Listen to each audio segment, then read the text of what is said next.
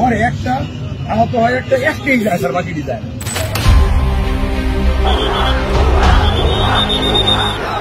গুলি করে লাশ নামানো লাগছে স্যার, গুলি করি মরে একটা, আহত হয় একটা, একটাই যায় স্যার, বাকিটি যায় না। এটাই হলো স্যার সবচেয়ে বড় আতঙ্কের এবং দুশ্চিন্তার বিষয়। বৈষম্য বিরোধী আন্দোলনকারীদের লক্ষ্য করে গুলি করা নিয়ে সাবেক স্বরাষ্ট্রমন্ত্রী মোহাম্মদ আসাদুজ্জামান খান কামালকে জানাচ্ছিলেন ঢাকা মেট্রোপলিটন পুলিশের এক সদস্য। এমন একটি ভিডিও সামাজিক মাধ্যম জুড়ে ছড়িয়ে পড়েছে। ভিডিওতে পুলিশ সদস্যের নেমপ্লেটে নাম দেখা গেছে ইকবাল।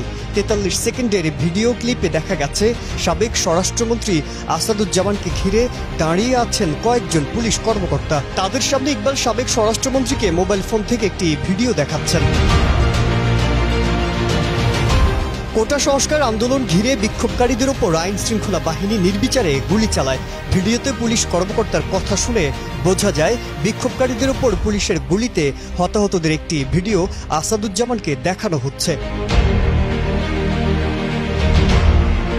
ভিডিও ক্লিপটি সাবেক আইজিপি চৌধুরী আব্দুল্লাহ আল মামুনের কাঁধের পেছন থেকে মোবাইল ফোন থেকে ধারণ করা হয়েছে। আন্দোলনকারীদের পুলিশ গুলি করেও দমাতে পারছে না বলে জানান পুলিশ কর্মকর্তা ইকবাল। গুলি করার ভিডিও দেখাতে দেখাতে তিনি সাবেক মন্ত্রীকে উদ্দেশ্য করে বলেন, গুলি করি মরে একটা, আহত হয় একটা, একটাই যায় স্যার, বাকিটি যায় না। এটাই হলো স্যার সবচেয়ে বড় আতঙ্কের এবং দুশ্চিন্তার বিষয়। সাবেক স্বরাষ্ট্রমন্ত্রী নির্বিকারভাবে মনোযোগ দিয়ে ভিডিওটি দেখেন। গুলি ও নিহতের দৃশ্য দেখে তার কোনো প্রতিক্রিয়া দেখা যায়নি।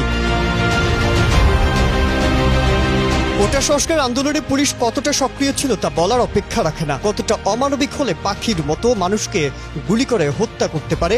ছাত্র জনতার ঢল দেখে ক্ষমতার চেয়ার ছেড়ে ভারতের পথে উড়াল দেন সাবেক প্রধানমন্ত্রী শেখ হাসিনা। তবে তার আগে পরে অনেকে পালালেও পুলিশের জালে আটকে গেছেন অনেকেই। সরকারের পতনের পর ডক্টর মোহাম্মদ ইউনূসের নেতৃত্বে গঠিত হয় অন্তর্বর্তী সরকার।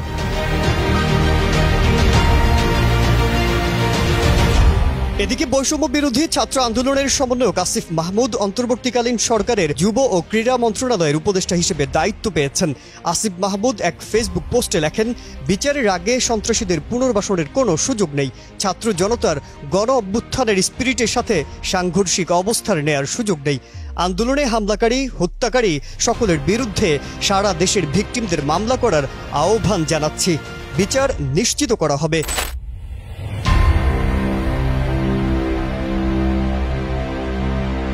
মাজহারুল আলম, কালের কণ্ঠ।